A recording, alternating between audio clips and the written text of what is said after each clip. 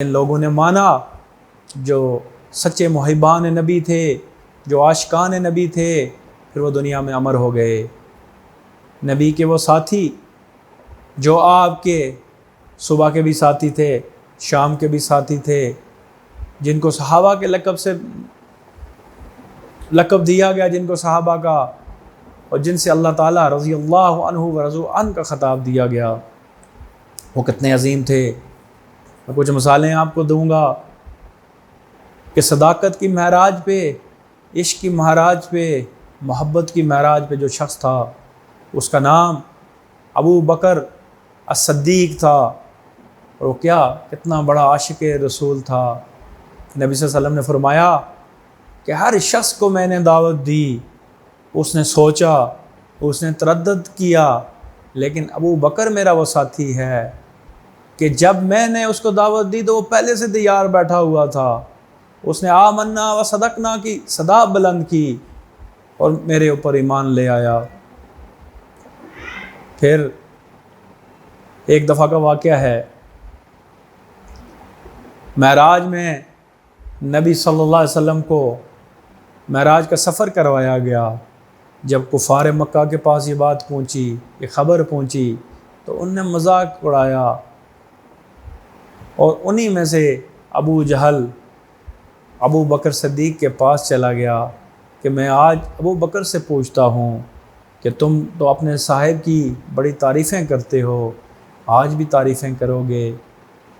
ابو بکر کے پاس حاضر ہوتا ہے، کہتا ہے اے ابو بکر، یہ بتاؤ کوئی شخص اگر یہ دعویٰ کرے کہ رات کا وقت ہے اور وہ رات کے وقت یہاں سے بیت المقدس کا سفر کرتا ہے، وہاں سے آسمانوں کا سفر کرتا ہے، اور آسمانوں سے اوپر سفر کرتے ہوئے عرش معلیٰ پہ چلا جاتا ہے، وہاں سے وہ واپس آ جاتا ہے اور رات کا پہر اسی طرح برقرار رہتا ہے، کیا تم اس چیز کو مان لو گے؟ کیا اس مجنونانہ دعوے کو، اس مجذوبانہ کیفیت کو مان لو گے؟ ابو بکر قربان جائیں ابو بکر تیری صداقت پہ۔ ابو بکر نے کہا اے عمر ابن ہشام، یہ تو بتاؤ یہ کہہ کون رہا ہے، یہ دعویٰ کون کر رہا ہے، یہ کس شخص نے یہ بات کی ہے؟ تو آگے سے جواب دیا جاتا ہے کہ یہ تمہارا صاحب محمد کہہ رہا ہے۔ تو ابو بکر نے کہا اے ابو جہل سن لو، اگر محمد دعویٰ کر رہا ہے تو بغیر کسی دلیل کے، بغیر کسی تحقیق کے، میں ابو بکر اس بات کی تصدیق کرتا ہوں کہ یہ سچ ہے، یہ 100% سچ ہے کہ یہ ہوا ہوگا۔ اب نبی صلی اللہ علیہ وسلم کو جب خبر پہنچتی ہے تو نبی صلی اللہ علیہ وسلم اس واقعے کے بعد آپ کو صدیق اکبر کا لقب دیتے ہیں۔ پھر عشق اور محبت کے اس مسافر کی زندگی کی داستانیں بھی بڑی عجیب ہیں۔ نبی صلی اللہ علیہ وسلم جب قریش مکہ کے ظلم سے تنگ آتے ہیں، جب وہ مدینہ کی طرف ہجرت کا فیصلہ کرتے ہیں، تو اپنے ساتھ چنتے ہیں اس ابو بکر کو۔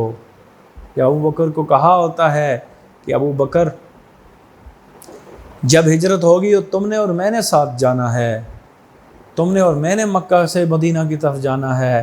اس دن کے بعد ابو بکر نے کبھی دروازے پہ کنڈی نہیں لگائی، کبھی آرام سے سو نہیں سکا کہ کب میرا محبوب آ جائے اور میں سویا ہوں یا دروازہ بند ہو۔ اس کے بعد وہ تردد کی کیفیت میں رہا۔ آخر ایک دن وہ وقت آ گیا کہ ابو بکر کے دروازے پہ میرا اور آپ کا محبوب نبی آخر زمان حضرت محمد مصطفیٰ آتے ہیں۔ تو بڑا عشق و محبت کا بڑا عظیم وہ سفر ہے، جو سفر مکہ سے مدینہ کی طرف کیا گیا۔ اس میں وہ 3 دن جو آپ دونوں نے غار ثور میں گزارے، وہ عشق و محبت کی عجیب داستان ہیں۔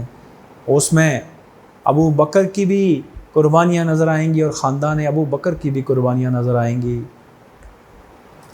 جب غار میں داخل ہوتے ہیں، ابو بکر کی گود میں میرے آقا سو جاتے ہیں۔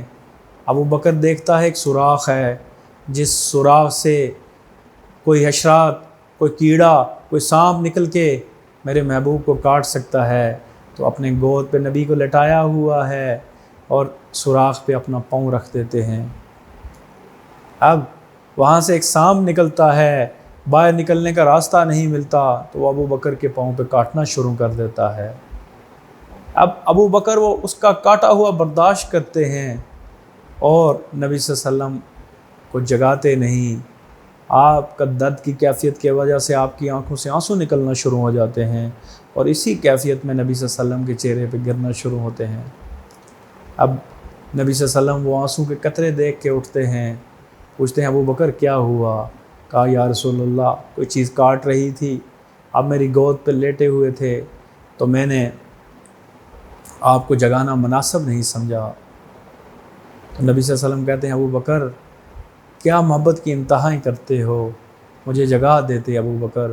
پھر آپ نبی صلی اللہ علیہ وسلم آپ کا انگوٹھا دیکھتے ہیں، اور وہ انگوٹھا جس پہ کاٹا ہوتا ہے ابو بکر کہ اس انگوٹھے پہ نبی صلی اللہ علیہ وسلم اپنا مبارک لہاب دھن لگاتے ہیں، جو علی کی آنکھوں پہ لگے تو علی کی آنکھیں دکھنا بند ہو جائیں، جو کھانے پہ پڑے تو کھانا ہزاروں صحابہ کے لیے کافی ہو جائے، وہ لہاب دھن جو کڑوے کنویں پہ چلا جائے وہ کنواں میٹھا ہو جائے، وہی لہاب دھن ابو بکر کی ایڑیوں پہ ابو بکر کے پاؤں پہ لگتا ہے تو ابو بکر کو وہ کالے کا کاٹا ہوا زہر ابو بکر کا درست ہو جاتا ہے۔ پھر ابو بکر کی بیٹی جو کھانا لاتی تھی حضرت اسما، ان کو ابو جہل نے پکڑ لیا راستے میں کہ کدھر جاتی ہو، بتاؤ محمد اور ابو بکر کدھر ہیں؟ تو وہ کہتی ہے مجھے نہیں پتہ۔ ابو جہل نے ان کو تھپڑ مارا۔ تو جب نبی صلی اللہ علیہ وسلم کے پاس وہ پہنچتی ہیں تو نبی صلی اللہ علیہ وسلم کہتے ہیں ابو بکر تیرے گھرانے کی اتنی قربانیاں ہیں کہ خدا کی قسم ہر شخص کی قربانیوں کا بدلہ میں دنیا میں دے چکا ہوں، لیکن تیری قربانیوں کا بدلہ آخرت کے دن میں اپنے رب سے لے کے دوں گا۔ یہ عشق و محبت کے دیوانے تھے، یہ عشق